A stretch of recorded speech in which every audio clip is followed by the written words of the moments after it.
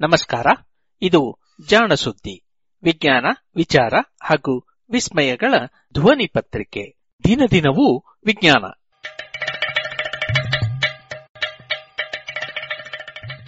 ಸಂಪುಟ 3 ಸಂಚಿಕೆ 322 ಆಗಸ್ಟ್ 9, 2020 ಭಾನುವಾರದ ಕಥಾ ಸಮಯ.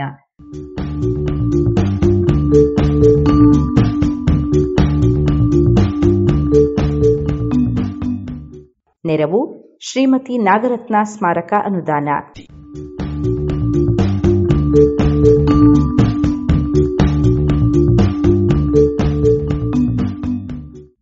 ಸುಪ್ರಸಿದ್ಧ ವಿಜ್ಞಾನಿ ಚಾರ್ಲ್ಸ್ ಡಾರ್ವಿನ್ ತನ್ನ ವಿಶ್ವ ಪರ್ಯಟನೆಯ ಸಮಯದಲ್ಲಿ ಕಂಡು ದಾಖಲಿಸಿದ ವೈಜ್ಞಾನಿಕ ಟಿಪ್ಪಣಿಗಳ ಅನುವಾದ.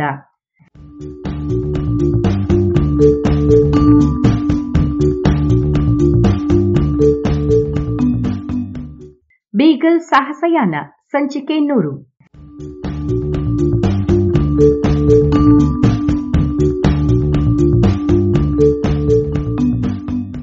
ಮರುದಿನ ಬೆಳಗ್ಗೆ ನಮ್ಮದೊಂದು ದೊಡ್ಡ ತಂಡ ಉಷ್ಟ್ರಪಕ್ಷಿಯ ಗರಿಗಳು ಹಾಗೂ ತೊಗಲುಗಳನ್ನು ವ್ಯಾಪಾರ ಮಾಡಲೆಂದು ತೀರಕ್ಕೆ ಹೋಯಿತು.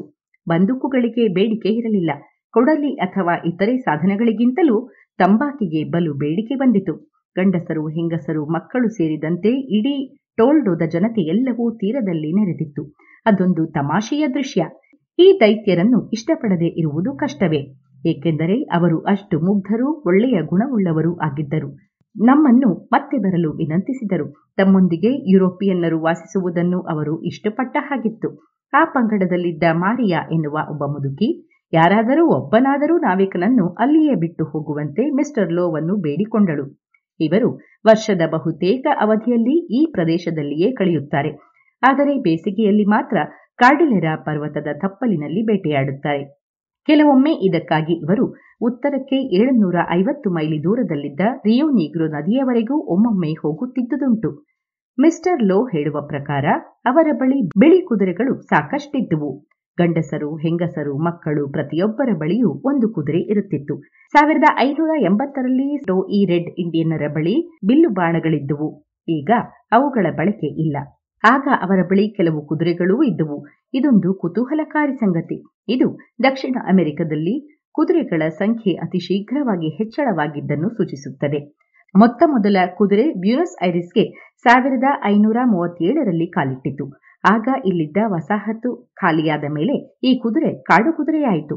ಕೇವಲ 43 ವರ್ಷಗಳ ನಂತರ 1580ರ ವೇಳೆಗೆ ಅವು ಮೆಗೆಲಾನ್ ಸಂಧಿಯ ಬಳಿಯೂ ಇತ್ತೆನ್ನುವುದು ಗೊತ್ತಾಗುತ್ತದೆ. ಮಿಸ್ಟರ್ ಲೋ ಇಲ್ಲಿಗೆ ನೆರೆಯಲ್ಲಿರುವ ಕಾಲುನಡೆಯ ರೆಡ್ ಇಂಡಿಯನ್ನರು ಕೂಡ ಈಗ ಕುದುರೆ ಸವಾರರಾಗಿ ಬದಲಾಗುತ್ತಿದ್ದಾರೆ ಎಂದು ತಿಳಿಸಿದ.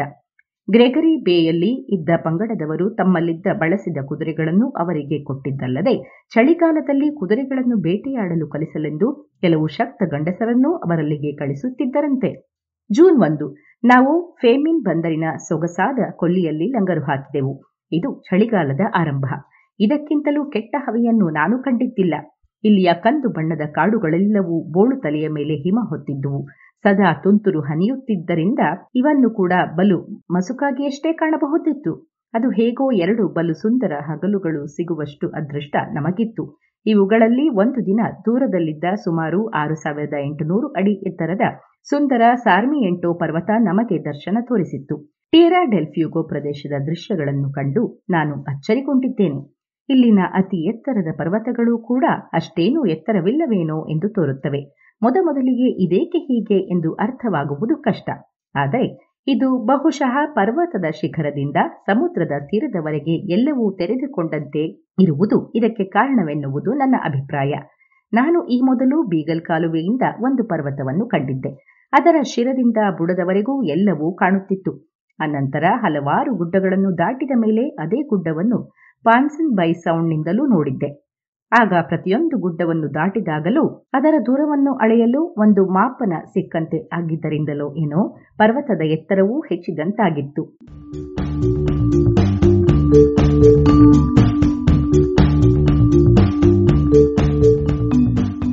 ನಾವು ಫೇಮಿನ್ ಬಂದರನ್ನು ಸೇರುವ ವೇಳೆಗೆ ತೀರದ ಗುಂಟ 2 ಗಂಡಸರು ಓಡುತ್ತಾ ನಮ್ಮ ಹಡಗನ್ನು ನೋಡಿ ಕೈ ಬೀಸುತ್ತಿದ್ದುದು ಕಂಡಿತು. ನಾವು ಒಂದು ದೋಣಿಯನ್ನು ಅವರನ್ನು ಕರೆತರಲು ಕಳಿಸಿದೆವು. ಅವರು ಸಮುದ್ರ ನಾಯಿಗಳನ್ನು ಬೇಟೆಯಾಡಲು ಬಂದಿದ್ದ ನಾವೆಯೊಂದರಿಂದ ಓಡಿ ಹೋಗಿ ಪಟಗೋನಿಯರನ್ನು ಕೂಡಿಕೊಂಡಿದ್ದ ಇಬ್ಬರು ನಾವಿಕರಾಗಿದ್ದರು. ಇಲ್ಲಿನ ರೆಡ್ ಇಂಡಿಯನ್ನರು ಈ ಅತಿಥಿಗಳನ್ನು ಎಂದಿನಂತೆ ನಿರ್ಲಕ್ಷಿಸಿದ್ದರು. ಅಪಘಾತವೊಂದರಿಂದಾಗಿ ಹಡಗಿನಿಂದ ಬೇರೆಯಾಗಿದ್ದ ಇವರು ಯಾವುದಾದರೂ ಹಡಗು ಸಿಗಬಹುದೆನ್ನುವ ನಿರೀಕ್ಷೆಯಿಂದ ಫೆಮಿನ್ ಬಂದರಿನತ್ತ ಸಾಗುತ್ತಿದ್ದರು. ಇವರು ನಿಷ್ಪ್ರಯೋಜಕರೇನಾಗಿರಲಿಲ್ಲ. ಆದರೆ ಇವರಷ್ಟು ದುರದೃಷ್ಟವಂತರನ್ನು ನಾನು ಕಂಡಿರಲಿಲ್ಲ. ಇವರು ಕೆಲವು ದಿನಗಳವರೆಗೆ ಕೇವಲ ಕಪ್ಪೆ ಚಿಪ್ಪುಗಳನ್ನೂ ಹಣ್ಣುಗಳನ್ನಷ್ಟೇ ತಿಂದು ಬದುಕಿದ್ದರು. ಬಟ್ಟೆಗಳು ಹರಿದು ಚಿಂದಿಯಾಗಿದ್ದುವು. ಅಗ್ಗಿಷ್ಟಿಕೆಯ ಬಳಿಯೇ ಮಲಗಿದ್ದರಿಂದಲೋ ಏನೋ ಕೆಲವೆಡೆ ಅವು ಸುಟ್ಟು ಹೋಗಿದ್ದುವು. ಆಶ್ರಯಕ್ಕೆ ಸೂರಿಲ್ಲದೆ ಹಗಲು ರಾತ್ರಿ ಎಡೆಬಿಡದೆ ಗಾಳಿ, ಮಳೆ, ಮಂಜು, ಹಿಮಪಾತಗಳಿಗೆ ಒಡ್ಡಿಕೊಂಡಿದ್ದರು.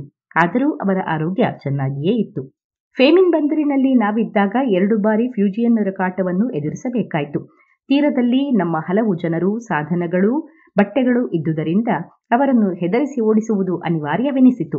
ಅವರು ದೂರದಲ್ಲಿದ್ದಾಗಲೇ ದೊಡ್ಡ ಫಿರಂಗಿಗಳಿಂದ ಗುಂಡುಗಳನ್ನು ಹಾರಿಸಲಾಯಿತು.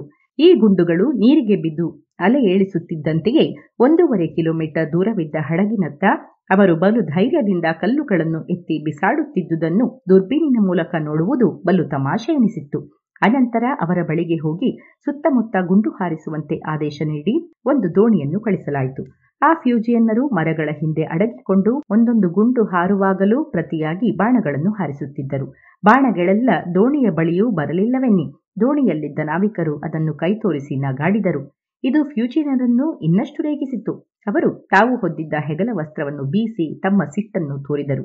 ಕೊನೆಗೆ ಗುಂಡುಗಳು ಮರಗಳನ್ನು ತಾಕಿ ಅವನ್ನು ಕತ್ತರಿಸಿದ್ದನ್ನು ಕಂಡ ಮೇಲೆ ಅಲ್ಲಿಂದ ಓಡಿಹೋದರು. ನಾವು ನೆಮ್ಮದಿಯಿಂದ ಉಳಿಯಲು ಸಾಧ್ಯವಾಯಿತು. ಇದಕ್ಕೂ ಹಿಂದಿನ ಪಯಣದಲ್ಲಿ ಇವರು ಬಲು ತೊಂದರೆ ಕೊಟ್ಟಿದ್ದರು. ಅವರನ್ನು ಹೆದರಿಸಲು ರಾತ್ರಿ ಅವರ ವಿಗ್ವ್ಯಾಮಿನ ಮೇಲೆ ರಾಕೆಟ್ ಅನ್ನು ಹಾರಿಸಬೇಕಾಗಿತ್ತು. ಅದು ಫಲ ಕೊಟ್ಟಿತೆಂದು ಆ ಪಯಣದಲ್ಲಿದ್ದ ಅಧಿಕಾರಿ ಹೇಳಿದ್ದ. ರಾಕೆಟ್ ಹಾರಿ ಬಂದ ಕೂಡಲೇ ದೊಡ್ಡ ಗದ್ದಲವಾಯಿತಂತೆ. ನಾಯಿಗಳು ಬೊಗಳಿದುವಂತೆ. ಆದರೆ ಮರುಕ್ಷಣವೇ ಅಲ್ಲಿ ಎಲ್ಲ ಸದ್ದು ಅಡಗಿ ಹೋಯಿತು. ಮರುದಿನ ಬೆಳಗ್ಗೆ ಅಲ್ಲಿನ ನೆರೆಹೊರೆಯಲ್ಲಿ ಎಲ್ಲಿಯೂ ಒಬ್ಬ ನರಪಿಳ್ಳೆ ಫ್ಯೂಜಿಯನ್ನರೂ ಇರಲಿಲ್ಲವಂತೆ. ಫೆಬ್ರವರಿಯಲ್ಲಿ ಬೀಗಲ್ ಇಲ್ಲಿಗೆ ಬಂದಿದ್ದಾಗ ಒಂದು ದಿನ ಬೆಳಗ್ಗೆ 4 ಗಂಟೆಗೆ ನಾನು ಟ್ಯಾಮ್ ಪರ್ವತವನ್ನು ಹತ್ತಲು ಹೋಗಿದ್ದೆ. 2600 ಅಡಿ ಎತ್ತರವಿದ್ದ ಅದು ಇಲ್ಲಿನ ನೆರೆಹೊರೆಯಲ್ಲಿಯೇ ಅತಿ ಎತ್ತರದ ಶಿಖರ. ನಾವು ಪರ್ವತದ ಬುಡದವರೆಗೂ ಒಂದು ದೋಣಿಯಲ್ಲಿ ಹೋದೆವು. ಆದರೆ ದುರದೃಷ್ಟ, ನಾವು ಹೋದ ಬುಡ ಒಳ್ಳೆಯ ಜಾಗವಾಗಿರಲಿಲ್ಲ. ಅನಂತರ ನಾವು ಹತ್ತಲು ಆರಂಭಿಸಿದ್ದೆವು. ನೀರು ಮುಗಿದ ತಕ್ಷಣವೇ ಕಾಡು ಆರಂಭವಾಗುತ್ತದೆ. ಮೊದಲ 2 ಗಂಟೆಗಳು ನಾವು ಬೆಟ್ಟದ ಶಿಖರವನ್ನು ಮುಟ್ಟುವ ಆಸೆಯನ್ನೇ ಬಿಟ್ಟು ಬಿಟ್ಟಿದ್ದೆವು. ಏಕೆಂದರೆ ಕಾಡು ಅಷ್ಟು ದಟ್ಟವಾಗಿತ್ತು. ಹೆಜ್ಜೆ ಹೆಜ್ಜೆಗೂ ದಿಕ್ಸೂಚಿಯನ್ನು ನೋಡಬೇಕಿತ್ತು. ಅಲ್ಲಿ ಯಾವ ಹಾದಿಗುರುತುಗಳೂ ಕಾಣುತ್ತಿರಲಿಲ್ಲ. ಅಲ್ಲಿದ್ದ ಆಳವಾದ ಪ್ರಪಾತದಲ್ಲಿ ವಿವರಣೆಗೆ ನಿಲುಕದ ಸಾವಿನ ಛಾಯೆ ಹೊತ್ತ ಶಾಂತತೆ ನೆಲೆಯಾಗಿತ್ತು.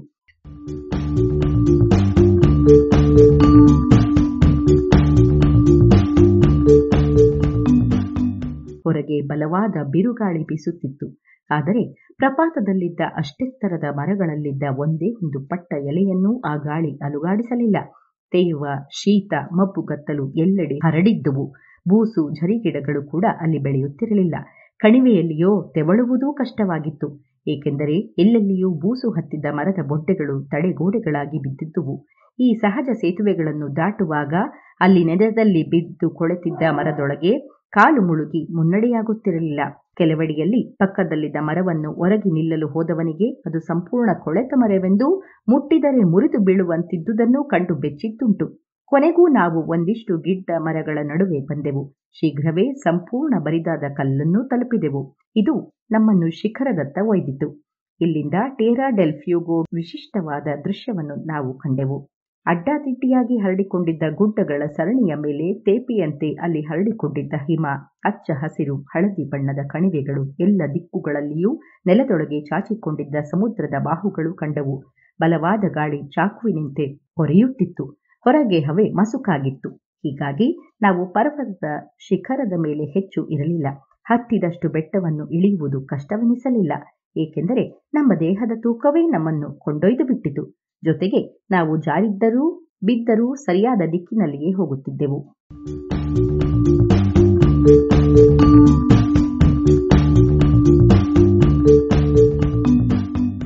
ಇದು ಇಂದಿನ ಕಥಾ ಸಮಯ. ಅನುವಾದ ಕೊಳ್ಳೆಗಾಲ ಶರ್ಮಾ. ಜಾಣ ಧ್ವನಿ ಶ್ರೀಮತಿ ಭಾರತಿ.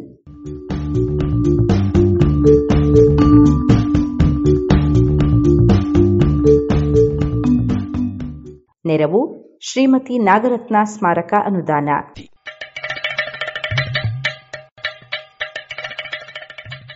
ಜಾಣ ಸುದ್ದಿಯ ಬಗ್ಗೆ ಸಲಹೆ ಸಂದೇಹಗಳು ಇದ್ದಲ್ಲಿ ನೇರವಾಗಿ 9886640328 ಈ ನಂಬರಿಗೆ ವಾಟ್ಸಪ್ ಮಾಡಿ ಇಲ್ಲವೇ ಕರೆ ಮಾಡಿ.